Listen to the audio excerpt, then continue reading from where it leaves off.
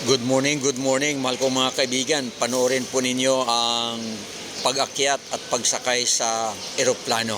Yan po, makikita po ninyo, ang mga pasahero ay umaakyat. Parang letter Z ang kanilang inaakyatan. Nakikita po ba niyo?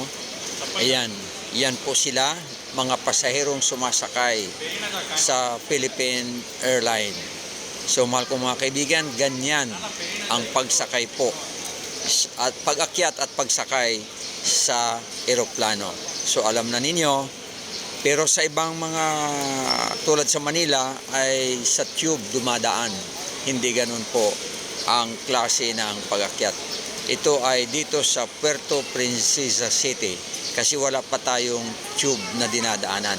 Pero darating ang panahon na ang magiging modern ang ating pasilidad dito sa Puerto Princesa at gaganda na rin ang ating airport. So mahal kong mga kaibigan, patuloy tayong sumuporta sa pag-unlad ng ating bansa upang magiging mas maganda, mas komportable ang ating pag-akyat at pagsakay sa lahat ng mga eroplano. So